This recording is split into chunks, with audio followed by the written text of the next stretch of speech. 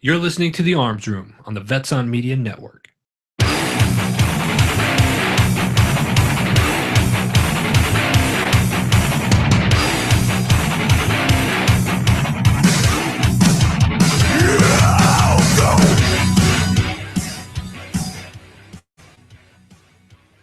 All right, you're on The Arms Room with Glenn. And John. All right.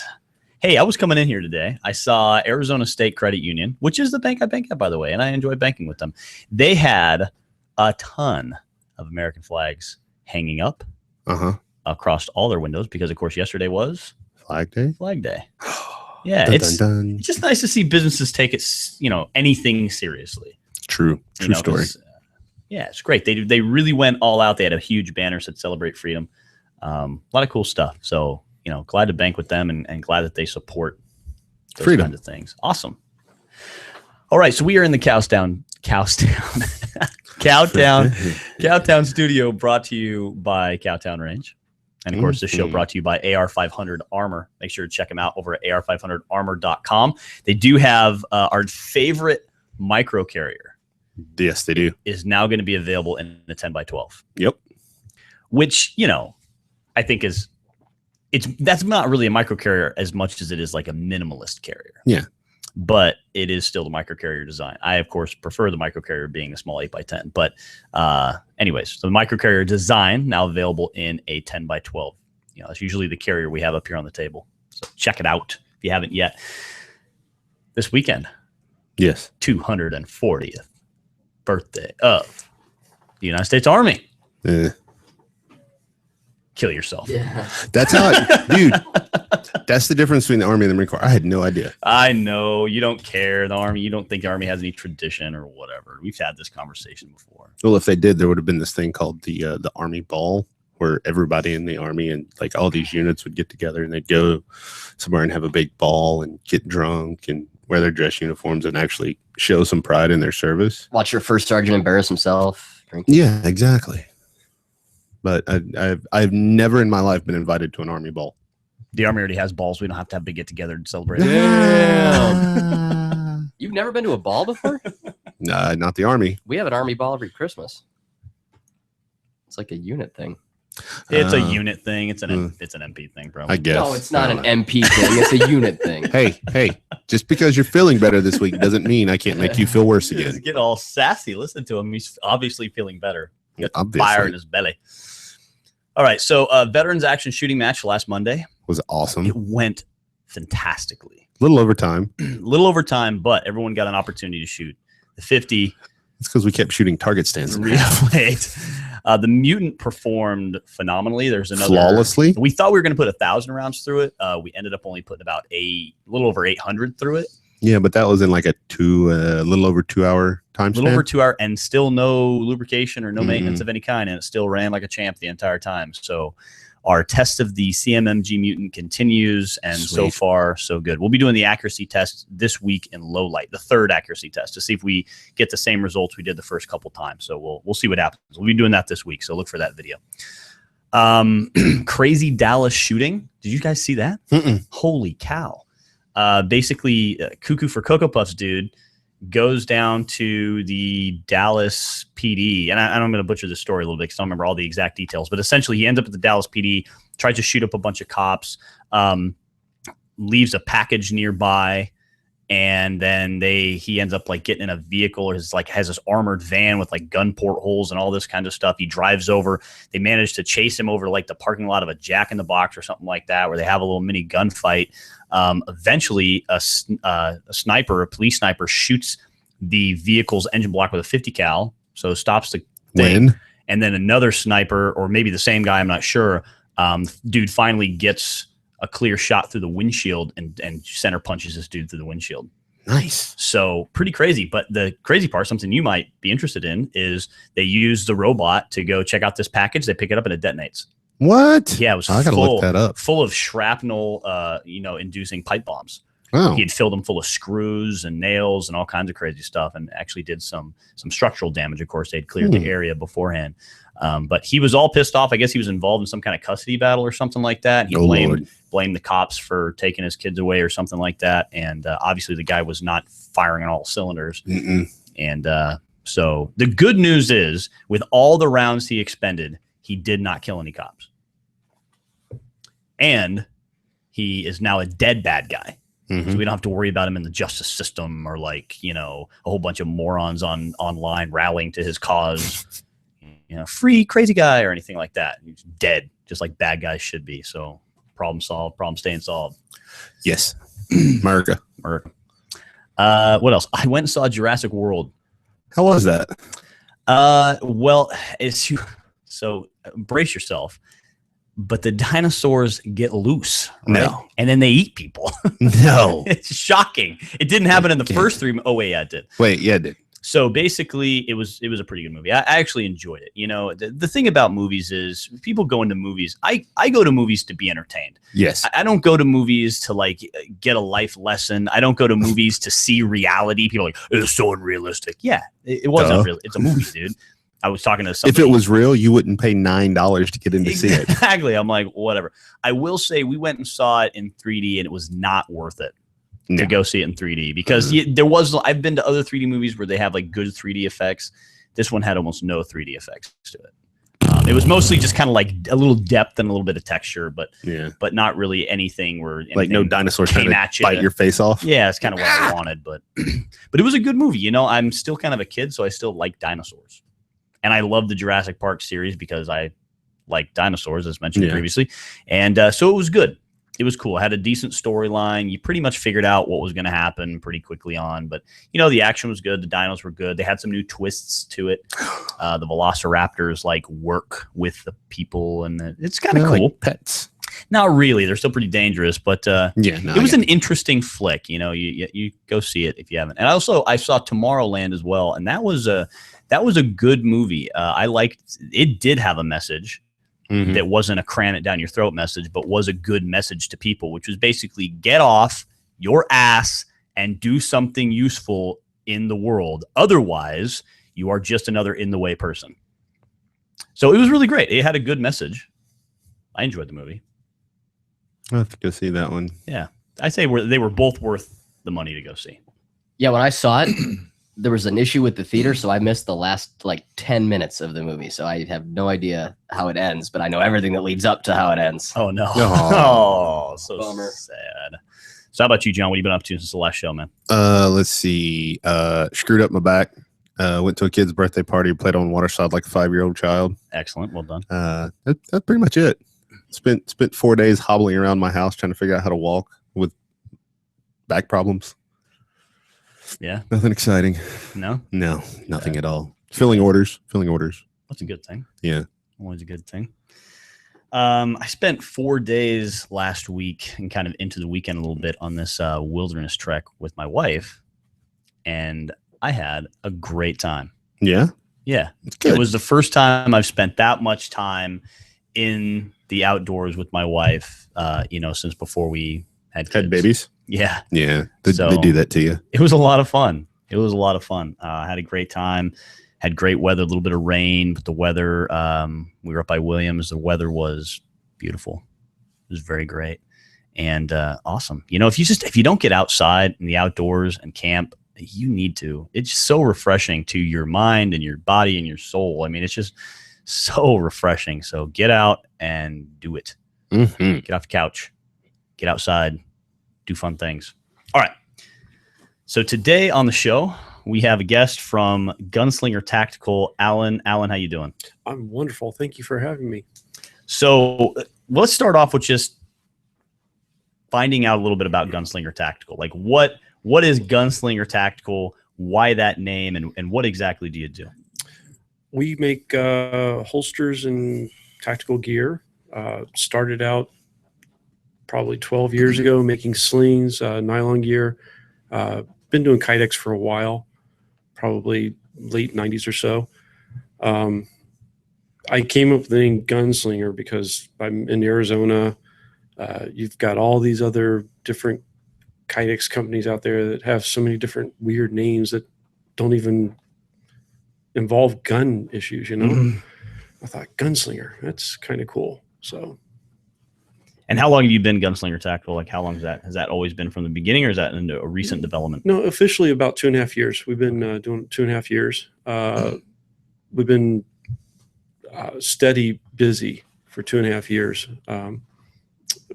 Do most of the Crossroads shows here in town. Some of the other gun shows. A lot of mail order, that kind of thing. And what's your website? Don't really have a website. Have a Facebook page. Okay, I and think- that's just Gunslinger Tactical, right? Yes, sir. Easy.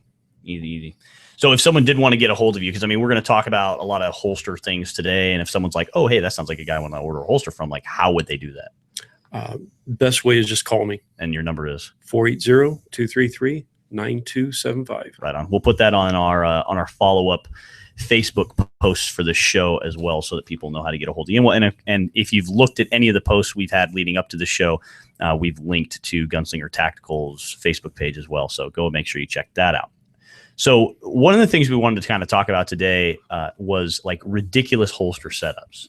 So when John and I were talking about this earlier this morning, like what our idea is of a ridiculous holster setup. But you've been in this business how many years now, Alan? I've been doing gear for probably since the early 90s. I was making my own gear in the early 80s in the Army. Mason, when were you born? 93. All right. So Oh my God. I was not lying when I said he's making gear before I was born. little baby Mason. Oh, that's cool. So so Alan has literally been making holsters longer than Mason's been alive. All right, cool. Dude, that guy's younger than my baby brother. Really puts things in perspective, doesn't it? Yeah, it does. Oh my God. All right. So we still like you, Mason. All right. So when we say examples of ridiculous holster setups, if you've been at it for that many years, I mean, what does that conjure up in your mind? I seen a guy wear a flip flop underneath his belt to put his gun in. That's pretty ridiculous. That's outstanding. Okay. Oh my A flip flop. All right. I'm gonna try that. I'm gonna go home and see if I can figure out how that actually. Do you own a pair of works. flip flops? I own one pair Okay. of flip flops. All right. So what are some other examples of some ridiculous things you think you've seen over the years? I've seen a guy cut out a jean pocket, literally, and sew it back into a set of jeans to carry his J-frame in. And that did not work well at all. No. Interesting. All right. So Mason, what were you saying? You leaned in the mic there. Yeah. Tell about the double pistol setup. Ooh, double pistol. I'm in. Oh, I've made a double pistol setup. Of course, some of us who were born before 93 remember Face Off. Where, Of course. the Yeah. guy had Two stainless steel Beretta 92s. Were they Yeah. Beretta they were 92s? 1911. 1911. 1911. Okay. But anyway, that holster's Stainless up steel in Beretta 92s. Uh, I don't remember. Anyways, all right. that holster's actually up at Galco Studios right now. Their Is it really? display area. Was it one of their products? Absolutely. Interesting. Okay. Yeah, it was Nicolas Cage, wasn't it? Yeah.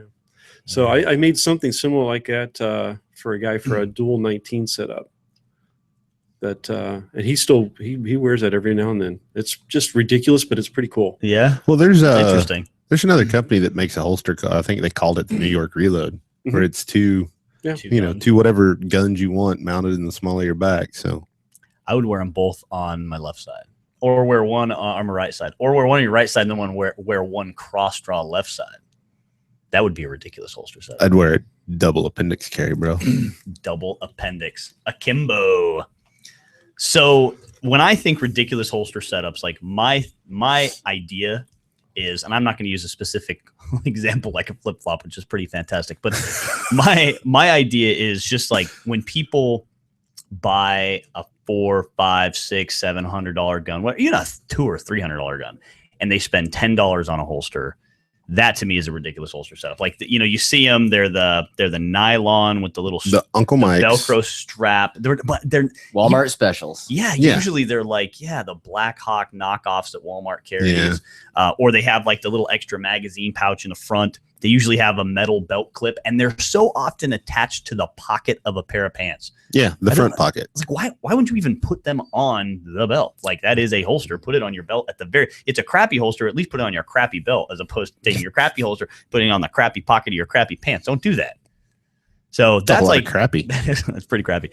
So that's what I think of when I think of ridiculous holsters. Are just super cheap, poorly made holsters that aren't designed really to experience any kind of wear and tear or anything like that. And sometimes that just comes from someone's, they just don't know, they just don't know any better, and that's so be it. But so often people do know better, and they just choose not to, because it's like, oh, I don't want to buy a $60 or $70 holster because that's too expensive. And you're like, well, you didn't blink an eye at spending $500 or $600 on your handgun. So John, what do you think of when you think of a ridiculous holster setup? Inappropriate holster type for the situation, like open carrying in a thigh rig. It's a thigh rig that's at the knee. Yeah, the modified knee rig, or the modified short ankle rig. I'll just take mine off then. Yeah, that's probably a good idea. Like, to me, like, using something inappropriately to me seems wildly ridiculous, because there is a time and a place for products.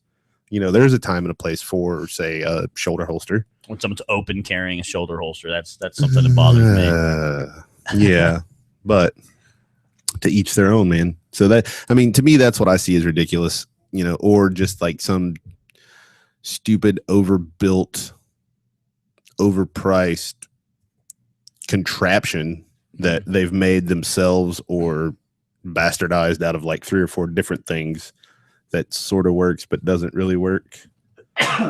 Well, I think too, I see a lot of like guys who will carry, like Safariland 6000 series, or they'll carry like, the Uncle Mike makes the ALS, or Safariland, whoever makes the ALS. Safariland makes ALS. Well, What's Uncle Mike's has one called? Alan, do you remember? I'm not sure. It's got the little thumb brake on. Anyway, any kind of like drive. level 3, the thumb drive one. Any of the level 3 retention holsters that like you would wear as a cop or something. Like anytime I see someone wearing one of those, I'm like, you might be a little out of your depth here, man. You know what I mean? Like, that's not necessarily what you need to be rocking to go around to Walmart. Yeah, to go about your daily business. Like, you don't need this crazy thing. So, anything else, Alan, you can think of ridiculous holster setups? In the 70s, a lot of guys used to wrap rubber bands around the grips of their J-frames to keep them from falling down their pants.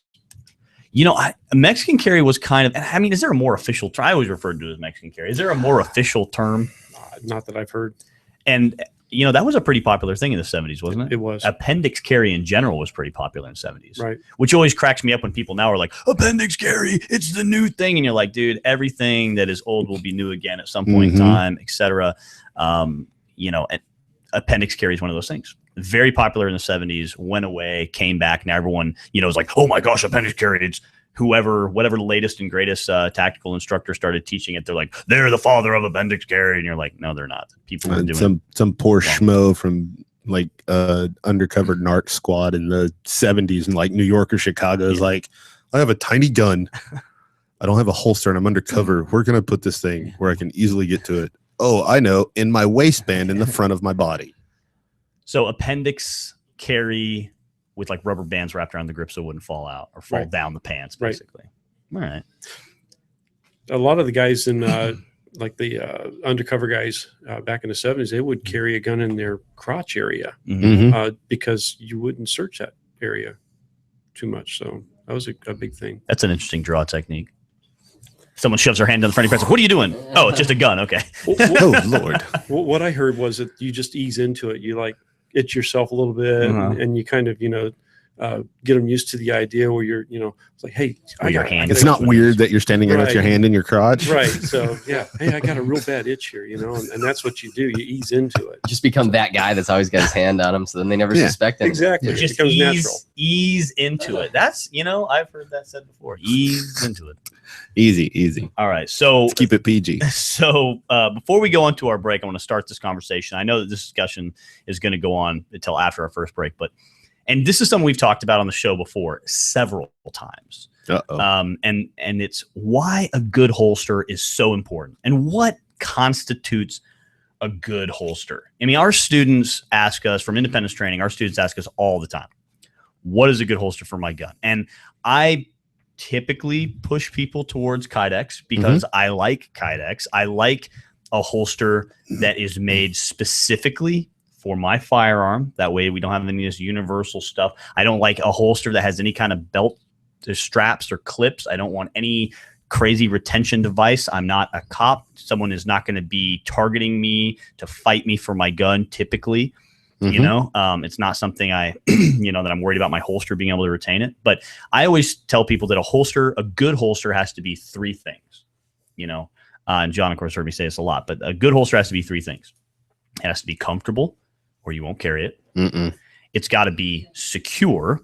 It's got to keep the gun in the holster because I spend more time wrestling around on the floor with my kids or laying on the couch, watching a movie or whatever, than I do wrestling around on the ground with some bad guy, right? But in either situation, the gun has got to stay in the holster. And then the third important thing is it's got to be, like John mentioned earlier, it's got to be useful to my situation. So if I'm a concealed carrier and this holster doesn't allow me to conceal carry, then it's no bueno.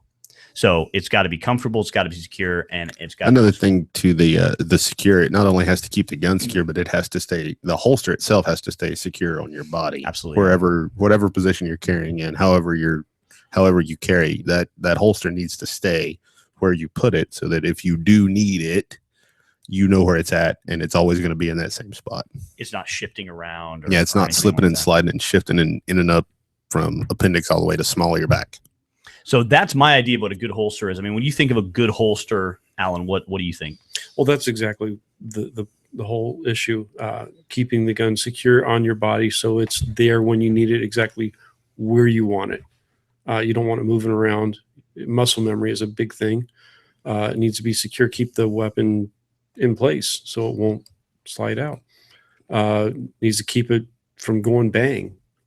Secure that trigger so it nothing contacts it at all. It's kind of like a rifle sling, So when we say, why a good holster is so important, because I mean, I know that you probably get plenty of customers who initially contact you. You tell them your prices, whatever they are. I'm not sure, but I'm sure that they're probably in line with what everyone else who's making Kydex is roughly. Right.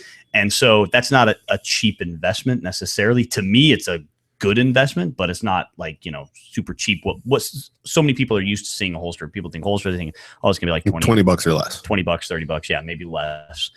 So when someone asks you like, well, gosh, why are you charging $70, $80, whatever it is, $60, whatever it is you charge for your holsters? What do you tell them? Why is a good holster so important? Well, yeah, I guess I've seen so many of the cheap nylon holsters. Guy sitting across from me at one of the shows, he was selling one of those universal holsters, and he's like, "Look at the retention." He flips the revolver upside down; it falls right onto the ground. I'm like, that's awesome. That's really good retention, man. Well, they just had at the New York's Waldorf Hotel, which is not an unknown place. Yeah, the Waldorf Astoria. They just had a guy in there who was carrying a firearm have an ND because the gun fell out of the holster, hit the ground at some point in some way. I don't know if he tried to catch the falling gun or hit the ground or whatever happened. But of course, the news report, the gun went off. It went off. It fired, hit the ground. Bunch of fragments of bullets went everywhere, and 4 people were injured. How drastically? Obviously, probably not very much. But he's now, of course, going to be. That dude's up the creek without a paddle. That's a criminal charge. And so I think that's something like when people think about, well, why is a good holster so important? We had the Walmart over here in Mesa, Arizona. It's been several years ago, but there was a guy competing in one of the cowboy action shooting matches, and had a floppy leather holster with his hammer. And of course, we all know that there's several single action revolvers out there that even with the hammer in the up position, if you contact that hammer hard enough, they will fire. And so in this case, the guy was dropping trow to take care of business in the Walmart bathroom. The gun fell out of the holster, contacted the ground, landed hammer down, fired around through, I think, like 2 stalls. Luckily, no one was in either one of those stalls. But of course, that guy's going to get negligent discharge of a firearm, inside the city limits. And so, or unlawful discharge, of a firearm. And so holster selection is also a thing that can keep us from, liability concerns. Well, I ask people, how much is your safety and security worth? How much is your life worth? It's an investment. It's an insurance investment. So when people ask you like why Kydex, because Kydex is something you do mostly now, Right? So why Kydex? I find that Kydex is very, very modular. It's useful. It doesn't damage your gun as much as leather would. Mm-hmm. It doesn't absorb any moisture whatsoever. Body fluids. It's impervious to most chemicals, that kind of thing. So, and it's important in a state like Arizona where we sweat so much. Absolutely. You know, leather is going to retain that moisture and it's going to be right up against your gun. Nylon is going to retain that moisture. It's going to be right up against your gun. Kydex doesn't. It just runs off. Right. It doesn't soak it up. So that's certainly an important thing to keep in mind is the operational environment that we're going to be in. Now, how about Kydex as far as, its ability to be not just resist chemicals, but just be a durable product? Like, I mean, how durable? I know the answer to this, but how durable is Kydex in your experience? I've had guys run over their holstered guns with their cars, and still be able to use the product afterwards. And I know Kydex can take. I mean, it's all we use for magazine carriers, handgun holsters, and everything, and we are pretty harsh. And we do break some. Occasionally. Occasionally we break some, but we're not your typical user either. No. We beat up our stuff pretty bad. And if it breaks, it's worth the investment. It's worth the time that we got out of it. But I think it's pretty safe to say that someone who buys a Kydex holster, as long as it's well made by a good, reputable company who knows what they're doing, because understand that Kydex, like so many other things, is something I can buy the materials on my own, and I can make Kydex holsters in my garage. I made a foray into that once. Yeah, John did. It was pretty much an epic You fail. made me a cool knife sheath, though, dude. Yeah. It was all right. It had a cool paint job on it. It did have a cool paint job. But I think, just about anybody can get involved in it. But the problem is they don't have that quality control. They don't have that eye, that craftsmanship eye. They don't have, the ability to thoroughly test their products. And so you have to be careful about, making too much, as John said, a foray into that. But that being said, Kydex, while not a difficult thing to do, is still a difficult thing to do. It's a skill, I think, man. with good quality. Yeah. It is a skill. And when I tell people that you're paying my money, when you buy a $60 holster from me, you're not buying a $60 holster. You're buying my experience. Mm-hmm. I've got 30 years in the gun industry. Mm-hmm. A lot of guys who make holsters aren't gun guys. Yeah. Yeah, it's true. I'm a gun guy. I found that so shocked. Before we go on break, I'll say this. When I got into the shooting industry, I had no idea what I was going to find. And what I have found is that most gun show hosts like us, most shooter instructors, most holster makers, most gun manufacturers, they're not gun people. And they rarely, if ever, shoot. And it shocks me. I mean, I was talking to a quote unquote gun show host not too long ago because we were talking about our different shows. And, I was just talking to him about, you should come out and do some training. It'd be fun to get to know him better, et cetera. And he's like, man, it's been months since I've fired a gun. And I'm like, man, what the hell are you doing on a talk show about guns? It's terrible. It's pretty much it's unsat. You have no point of reference here. But anyways, all right, we got to take our first break. When we come back, we're going to be talking a little bit more about why a good holster is important. We're also going to be discussing a listener question that got sent in to me yesterday about handgun selection in relation to holster selection. And then we're going to have the famous conversation of open carry versus concealed carry. Dun, dun, dun. All right. We'll be back in a few minutes. You're listening to The Arms Room.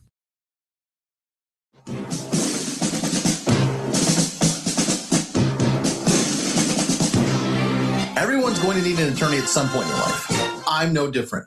Hey, everyone, it's James from Vets On. Whether it was my last will and testament before deployment or my ongoing custody battle for my children during my divorce, I needed help, so I lawyered up. If you need help, I urge you to contact Capstrom Law Firm. Capstrom Law Firm in Springfield, Missouri services clients throughout the state in criminal law, personal injury, and family law. With over 13 years practicing law, Tom Capstrom understands both law and court procedures and how stressful they can be. Let Tom Capstrom Law Firm and his dedicated staff take the stress and worry out of a difficult situation by calling him today. We feel so strongly about the work that Tom and his staff are doing that he'll be a monthly guest on the show. Tom is a veteran and a listener, for God's sake, so you know the guy is solid and will fight for you. Give Tom a call today by calling 417-864 0552 or email Tom at capstromlaw.com. And don't forget to tell him that Vets On sent you. The choice of a lawyer is an important decision and should not be based solely upon advertising.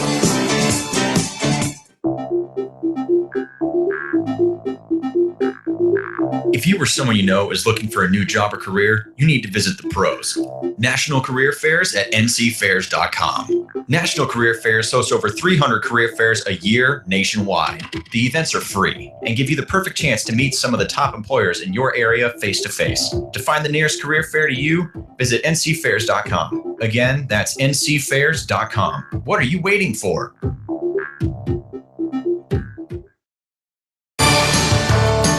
Veterans served us, now it's time we serve them.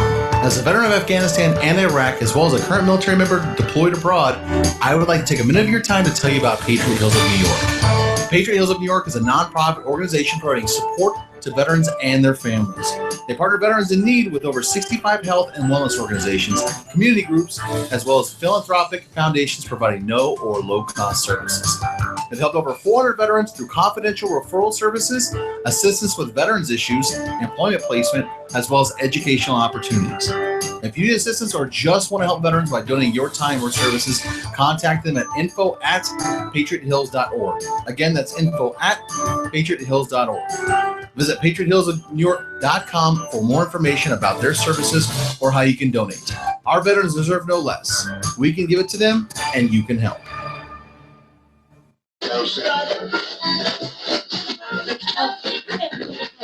You're listening to The Arms Room on the Vets On Media Network. All right, you're back on the Arms Room. We've got Alan from Gunslinger Tactical, and we're talking about holsters. And we've talked about some ridiculous holsters that we've seen, different types of setups. We've talked a little bit about why a good holster is important, and more importantly, kind of some of the ideas of what a good holster is. You know, and I know people out there who love leather because it looks cool and they want the look. Some people are in for carrying a gun on the fashion sense of things. You know, they're like, I carry this gun in the spring, I carry this gun in the summer, and I carry this gun in the fall. It's my Sunday go meeting gun.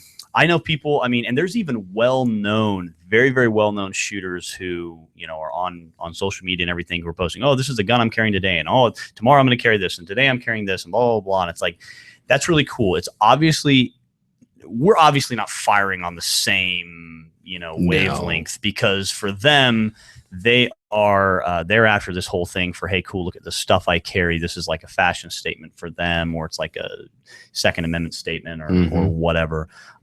You know, that's not why I carry a gun. I don't carry it for that fashion statement. So I pretty much carry the same gun all the time, you know, with one exception.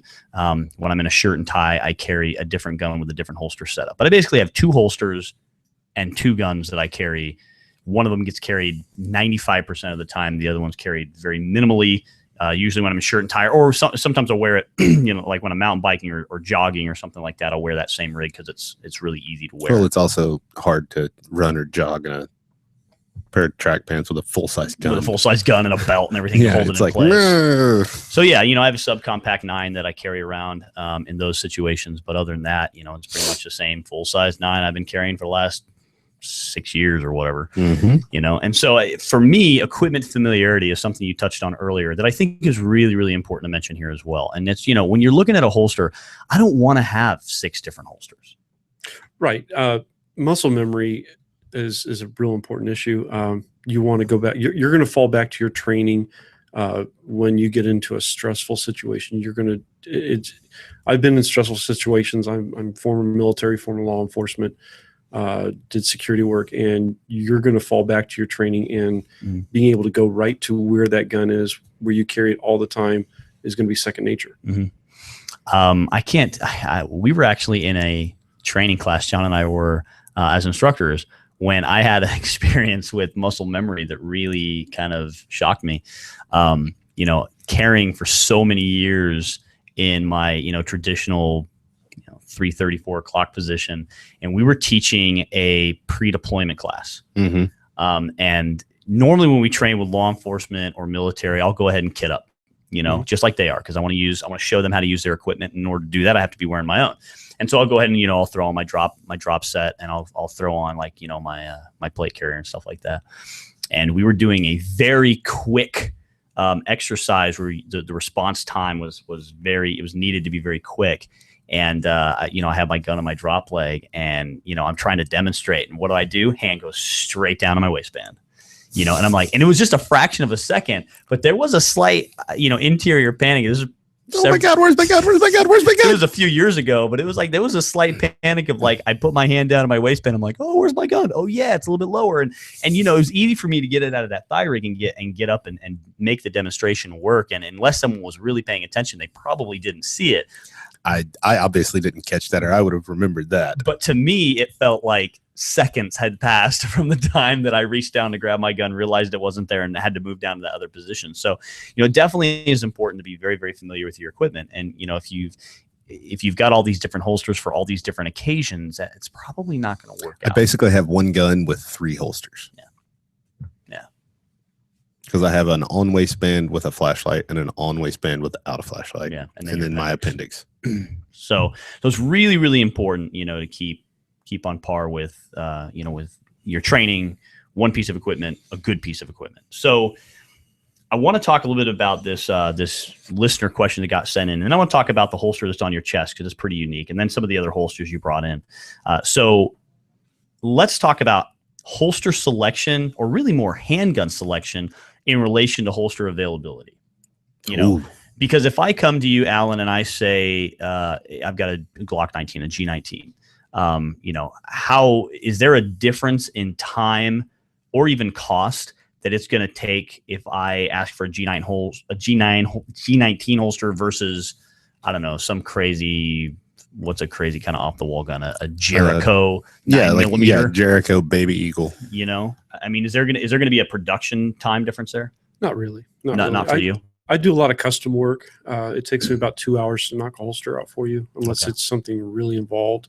Now, do you always have to have that different gun too? Because I mean, obviously you've got some molds. You got some of them in here in the studio with you today. But I mean, you gonna need probably kind of an odd firearm, aren't you? If you have an odd firearm, I have about 50, maybe 60 different models available, with about 10 different flashlight combinations. If you have something other than that, you're gonna have to bring it in. And then what's the typical time that someone would be looking at?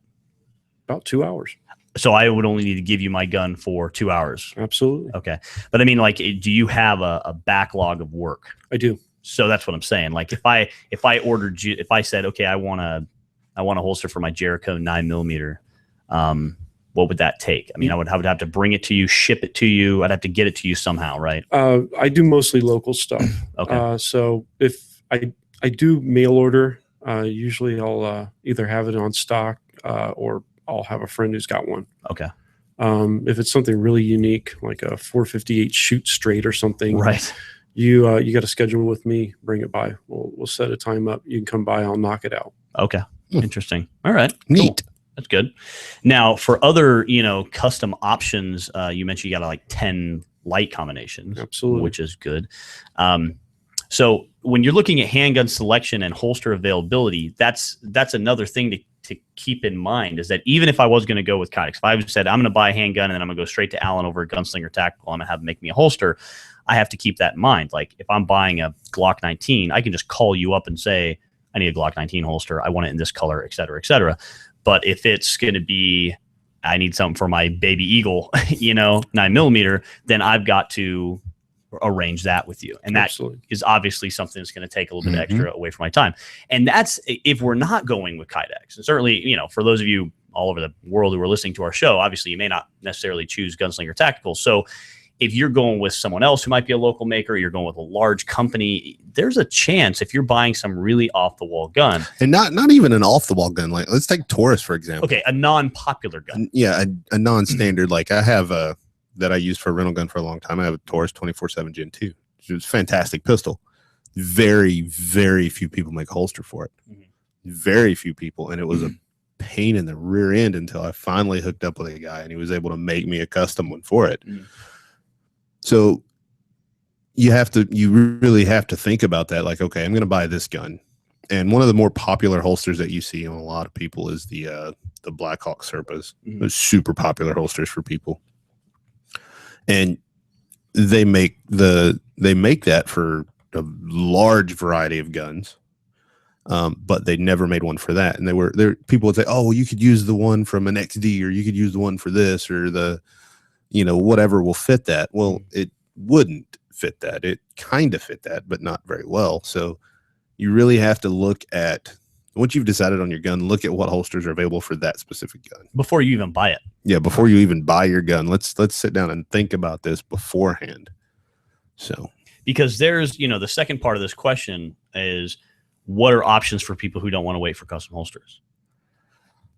There isn't really. Buy a super common gun. Buy a gun that's going to be a lot more common. Yep. At that point, you have to kind of get into universal holsters, or sometimes you can find holsters that will fit, as you said, multiple different guns. Like when I first got my Ruger SR9, I was looking for an in-waistband holster that was made of Kydex and really comfortable. And initially, many years ago, I went with the Galco Triton, which was a good holster. And at the time, was only made for Glocks and a couple others. Mm-hmm. And a G19 holster, if you let the retention screw out quite a bit, will fit an SR9 splendidly. Yeah, very, I had to very do the well. exact same thing with the leather when I had my SR9 too. They weren't making holsters for them at the time, so you just had to make do. You just kind of had to find something else that would work. And for me, I discovered that by going to the store, literally with my empty gun, and trying several different holsters until I found that would work.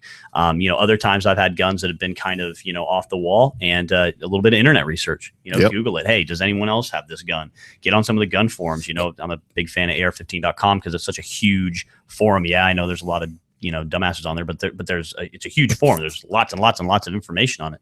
And so you can find, that kind of information available on forums too. So, for if you have an odd gun and you don't want to wait for a custom holster, you're going to have to either use a universal holster, or you're going to have to find something else that might fit it, even though it might not be listed on the package, so to speak. Yeah. Other than that, I can't really think of any other options. Anything you can think of, Alan?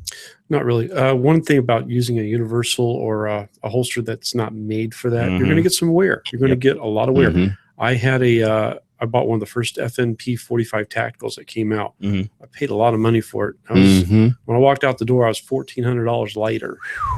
And I wore some of the slide finish off with a holster that wasn't made for it. And I ended up making my own holster for it. I carried that concealed for a while with a light. That's a lot of gun to pack around. It is. Good Lord. That's a big gun. But I pulled it off.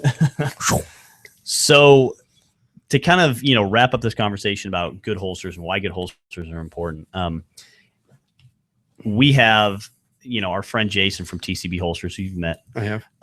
He's got this idea of the total carry system. And it's something that we've adopted into our training, the total carry system, because it is so important when people are considering purchasing a firearm. I recently read an article written by our friend Zach over at Tombstone Tactical. He's writing some really great blog articles on Tombstone Tactical blog. And one of the ones he wrote recently was about, selecting a firearm and other things to consider when you're selecting a firearm. And, so initially he's like, okay, cool. You went through this whole thing to select a gun. Now, what else? All right, let's look at training. Let's look at holsters. Let's look at ammo. So instead of, let's say you've got, okay, I only have $600 to buy this gun. Don't think you only have $600 to buy that gun, because if all you have is $600, then you're going to need to find a less expensive gun, because you're also going to need, and I'm talking about handguns here, because you're also going to need a good holster. You're going to need a good belt to carry that holster, which is the other two components in addition to a gun of Jason's, total carry system, which is the holster, the gun, and the belt. All three of those things are going to be necessary to make sure that your good holster is going to be secure and comfortable, and you're not wearing on some flip-floppy little belt. And so, back to kind of Zach's blog entry, the whole thing he was writing is like, look, if you've got $600 or whatever, right?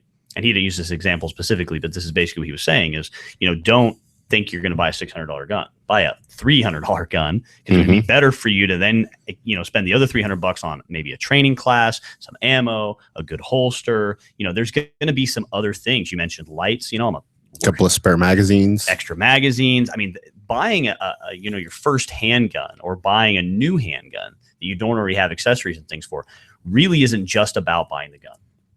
It is about the holster. It is about the belt. It is about spare magazines, ammunition, both practice and self-defense. It's about buying several different brands of self-defense ammunition to make sure what you're shooting is, has the right point or has the same point of impact as your practice ammo and functions well in your gun. And, maybe you want to consider upgrading to night sights. Maybe you're looking at lights, as Alan mentioned. That's something we're a big fan of. So there's so much more that goes into buying it. The holster is certainly a crucial part of that. And I can't tell you how many students we have who will sign up for a basic handgun class. And when we send them the course outline that says, good sturdy holster, they email me and say, but I don't have a holster. What? If you have a handgun, you should have a holster for it. I have handguns I don't even carry that I have holsters for. And there's so many reasons to have a holster for every single handgun you have. I mean, it's everything from range practice to security to transportation. When you're transporting them, you want to keep that trigger guard covered, Alan, like you mentioned earlier. There's absolutely no reason you shouldn't have a good holster for every single gun that you carry. Absolutely. I even make trigger guard covers specifically for each gun that just cover the trigger guard. Now, do those have a specific name? Because I have one for my SR9 and I've used it in a couple different situations, but I call mine a TMO, and I don't know what it stands for. A buddy of mine just said, hey, call it a TMO. Okay. You have an acronym that means nothing? That's fantastic. I don't like to name Vanguard popularized those. Like that's where did. that came really popular, was through Vanguard. And I think they just called it the clip or something. Well, they didn't come up with that concept. Actually, there's a company in the 70s that made a leather holster like that. Oh. Absolutely. Yeah. And see, I learned something today. And again, we're back in the 70s, back in the time where people, these concepts are not new. I remember when I saw those trigger guards for the first time, maybe 7 or 8 years ago ish. A buddy of mine had one. He's like, wow, look at this thing. And I'm like, boy, that's pretty cool, actually. Like, man, you can carry it really easily. And he still to this day Olaf carries Olaf, right? He took Greg's class with it. Yes. He got really good at Yes. Yeah. So no, not him. No, not Olaf. No, okay. Olaf still uses that, but no, this is a different guy. Oh, okay. But I mean, to this day, he still carries with that basic trigger guard cover. And I remember researching it and finding pictures of, back in the 70s and 80s when guys were rocking these like little breakaway leather things. So again, what's old will be, new again. Neat. All right, so we're going to take our last break. When we come back, we're going to talk about the oft-debated open carry versus concealed carry. We're not going to have time to go into all the points because our show's almost over, but we are going to talk about some of the finer points with a holster maker. We're going to talk about some of the finer points of open carry versus concealed carry and some of the challenges that you might come into when you're selecting holsters. All right, we'll be right back after the break. You're listening to The Arms Room. Veterans served us, now it's time we serve them. As a veteran of Afghanistan and Iraq, as well as a current military member deployed abroad, I would like to take a minute of your time to tell you about Patriot Hills of New York. Patriot Hills of New York is a nonprofit organization providing support to veterans and their families. They partner veterans in need with over 65 health and wellness organizations, community groups, as well as philanthropic foundations providing no or low-cost services. They've helped over 400 veterans through confidential referral services, assistance with veterans issues, employment placement, as well as educational opportunities. If you need assistance or just want to help veterans by donating your time or services, contact them at info@patriothills.org. Again, that's info@patriothills.org. Visit patriothillsofnewyork.com for more information about their services or how you can donate. Our veterans deserve no less. We can give it to them, and you can help. Everyone's going to need an attorney at some point in their life. I'm no different. Hey everyone, it's James from Vets On. Whether it was my last will and testament before deployment or my ongoing custody battle for my children during my divorce, I needed help, so I lawyered up. If you need help, I urge you to contact Capstrom Law Firm. Capstrom Law Firm in Springfield, Missouri services clients throughout the state in criminal law, personal injury, and family law. With over 13 years practicing law, Tom Capstrom understands both law and court procedures and how stressful they can be. Let Tom Capstrom Law Firm and his dedicated staff take the stress and worry out of a difficult situation by calling him today. We feel so strongly about the work that Tom and his staff are doing that he'll be a monthly guest on the show. Tom is a veteran and a listener, for God's sake, so you know the guy is solid and will fight for you. Give Tom a call today by calling 417-864-0552. Or email Tom at capstromlaw.com. And don't forget to tell him that Vets On sent you. The choice of a lawyer is an important decision and should not be based solely upon advertising.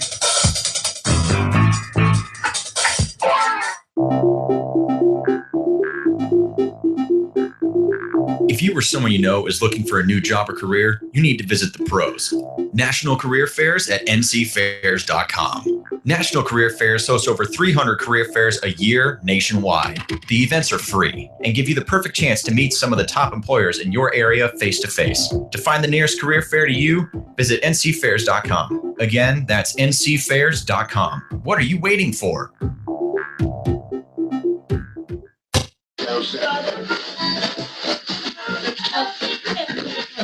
You're listening to The Arms Room on the Vets on Media Network. All right, you're back on the Arms Room today. We've got Alan from Gunslinger Tactical talking with us about holsters, holster selection, some ridiculous holster setups we've seen over the years. Before we get to our open carry versus concealed carry and kind of a holster selection problem, not necessarily a tactics discussion. Yeah, let's not get into that. More of a holster discussion. That's a series of shows. It is. I want to mention AR500 Armor recently released their Rhyme Leg series of 3A soft armor, which is kind of more of a budget line, you know, for people who are looking for soft armor, but aren't necessarily going to be wearing it all the time. It's about $100 for one of their smaller panels, the 10x12s, which is, you know, typically going to be a normal plate carrier size. So $100 instead of, I think, their normal 3As, $1.50, I think. We have them for $140 at the surplus store. Okay, so there you go. So about $140, $150 for the normal, but the Rhyme Leg's a little bit less expensive, but it's really, really still great performing. The difference in it isn't that it has lesser protection. Instead, it's made from a heavier material. So it's a little bit heavier of a material. But if you're looking at, you know, you want something that performs at the same rate as I actually just picked up armor. 3 of those. Oh, did you really? Yeah. Oh, well, there you go. One for my backpack, one for my wife's, and then one for one of our child carriers. Well, there you go. So John's got experience with Rhyme Leg. I have their normal 3A. Their hybrid stuff, and I love it. I think it's fantastic. It's super lightweight. It's really, really great stuff. So make sure you check that out over AR500 Armor if you're looking for some cost-effective but still very, very effective armor. All right, so open carry versus concealed carry in holster selection. Alan, what do you really see as the big difference there? Retention. For concealed carry, your first really level of retention would be your concealment garment. If nobody knows you have it, you don't have to worry about somebody grabbing your gun. I normally do typical level 1, you know, friction lock holsters. I've had a few people that open carry at like gun shops. A friend of mine at Arizona Firearms, a friend of mine came up and tried to grab her gun out of her holster. And she because she knew him, she didn't shoot him. But that's a stupid game to play. It is a very stupid game to play. You can get a really good stupid prize out of that. Yeah, you could. But typically your first level of retention would be your concealment garment. I also make level 2 retention holsters, which have the thumb operated break or hood or something like that. Which isn't a common thing to see on Kydex holsters. It's not. That's something when you first sent me a picture of that a couple of weeks ago, I was pretty surprised because that's not usually something that you see.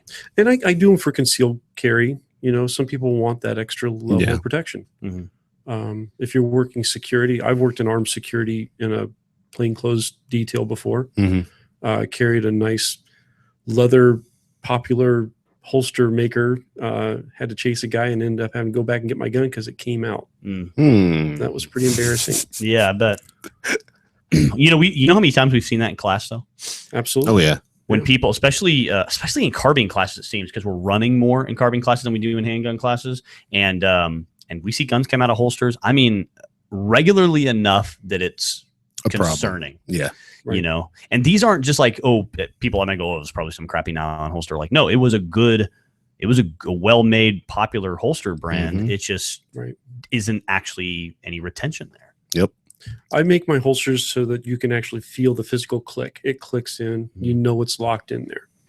So when someone's looking to purchase a holster, I mean, what do you think from just kind of a general broad perspective of all the holsters available out there? What are the challenges that someone's going to find in either selecting an open carry holster or selecting a concealed carry holster? Well, if you carry open carry, first of all, you're going to need to be a little more cognizant of your surroundings. You need to keep your head on a swivel. You know, you don't know if somebody's going to come and try to grab your gun or not. Sure. I've carried open carry. I don't normally do it. I've carried open carry. Did it in law enforcement for a little while. I normally carry a cover garment. Mhm. It's not that big of a deal here like it is in Texas, you know. Mm-hmm. I don't open carry a rifle. Mhm. So I don't make Kydex holsters for rifles yet. Mhm. But I normally carry a cover garment, and that's my first level of protection. If you're going to open carry a gun, I mean, if you don't have a second level of retention there, take a class and learn how to retain your weapon, you know, from a grab, from attack. So that's definitely a consideration then, is if you're going to open carry, to have some form, in your opinion, of a like a level 2 retention at least. Or have a backup plan. Right. Or have the skill set, which is always more important anyways. Mm-hmm. But you should always have the skill set of weapon retention, even if you can still carry, in my opinion. Absolutely. But definitely, if you're going to open carry, that needs to be something you're going to seek out, and maybe a holster that has a little bit better retention than a typical, hey, you can take this gun right out of the holster kind of thing. Exactly. Okay. Whereas in concealed carry, you're kind of saying, the cover garment is really the first form of retention of a concealed carry, because concealed is concealed. No one should know that you have it. Right. So that should be your out of sight, out of mind. Mm-hmm. All right. And now, how about the holsters itself? Like, do you make? So we've got here one of your holsters on the waistband, black holster for an SR9, a Ruger SR9. How would you make this holster different, or would you, if I said, well, hey man, I want to put this in the waistband? I actually make a strap set or a loop set that actually will convert that into inside the waistband. So you can go straight from an on the waistband to an inside the waistband just by removing the clips, right, and putting on a strap. My holsters are made so that you can actually, this is the same holster I'm wearing on my chest. I make a strap system so that you can actually put it on, so you can carry it at the center of your chest. Mount these to Molly gear. I've got one on my my plate carrier here. You can wear it on your belt. You can do a cross draw if you want. I really like this chest setup. Yeah, I do too. As long as we're talking about open carry versus concealed carry, I mean, obviously, I think we've talked about it enough in the past that everyone pretty much knows we're fans of concealed carry. However, there are times when I like to open carry, and that's usually like when I'm out hiking, backpacking, things like that. Normally I'll find a way, usually either with a drop leg, so I can get out of the way of my kidney pads, and that kind of keeps it still relatively close to my holster setup. Or I just carry in the same position I always carry in and just kind of squeezes the kidney pads over it. And that's not insanely comfortable, but I have done it. I've certainly done it in certain situations. But I really like this rig that you're showing me right now. You're wearing it on the chest. Not, most of our listeners aren't going to be watching the show, so kind of describe it.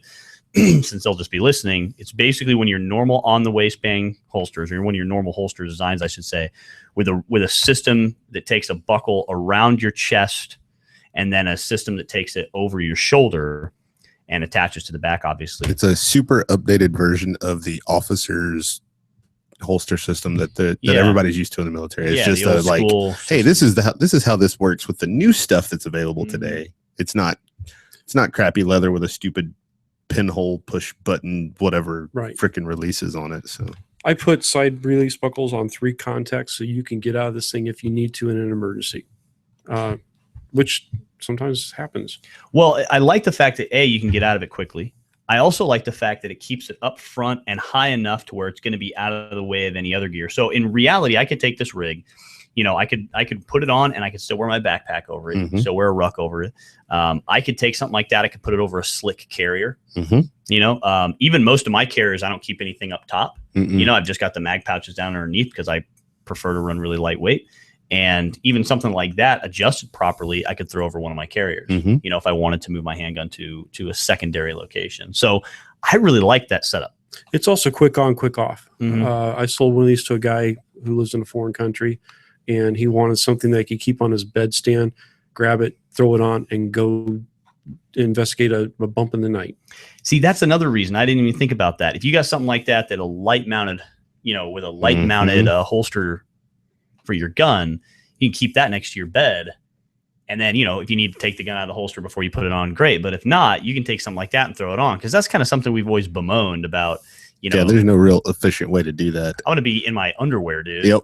You know what I mean? It's just me, my undies, and one gun, with a light attached to it. That's my self-defense, home defense scenario. You know what I mean? I'm not all tricked out. So a setup like that is something you could throw on quickly. I'm not saying that I've put this on naked before, but But maybe it kind of happened one time just to test the theory. Maybe we tested it. You know. Well, I really like that setup. You know, that's something that's pretty unique for people who are looking for that kind of situation. Because the reality of things, especially with handguns, is that people don't always, well, there's everywhere with their handguns. Well, there's people who just keep handguns for home defense. Yeah, exactly. Never mind. Well, thanks. You stole my thunder. No, you're good. Go ahead. You can finish the show now. Choke yourself. All right.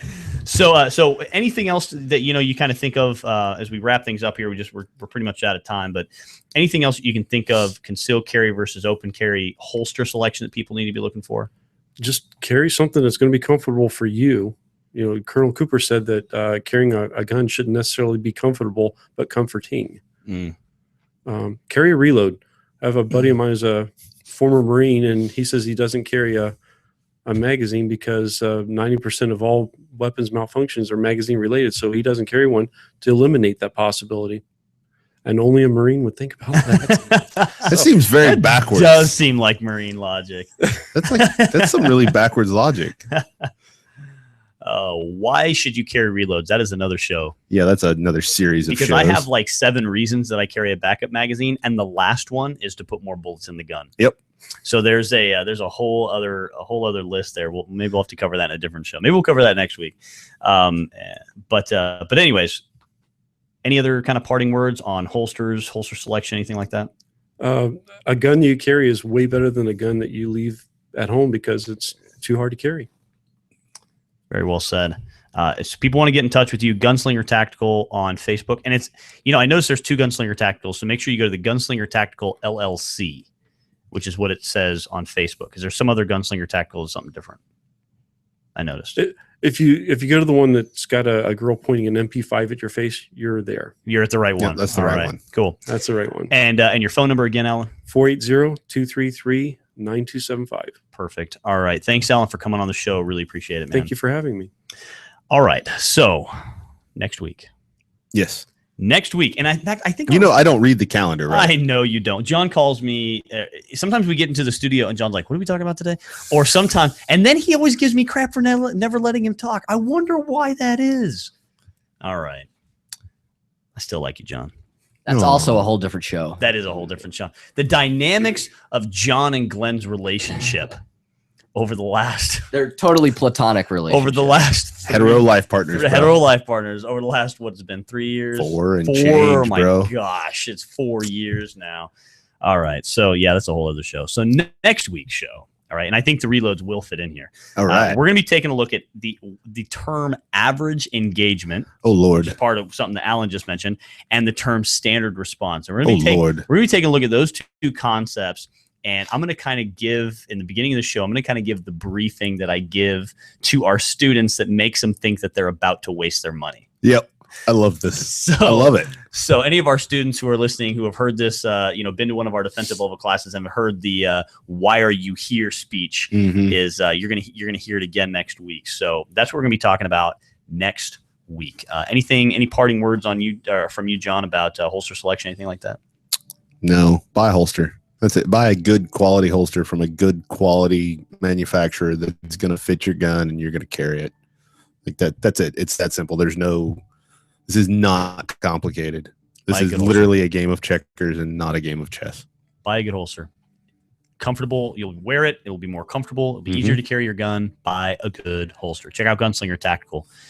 Great products that I've seen so far. I'm pretty sure I'm going to pick one of those chest rigs. I really like it. Yeah, it's a good possibility. Pretty freaking awesome. All right. Until next week, stay aware, stay train hard. You've been listening to The Arms Room. And the twilight lies gleaming, goosebumps and bright stars through the perilous fight.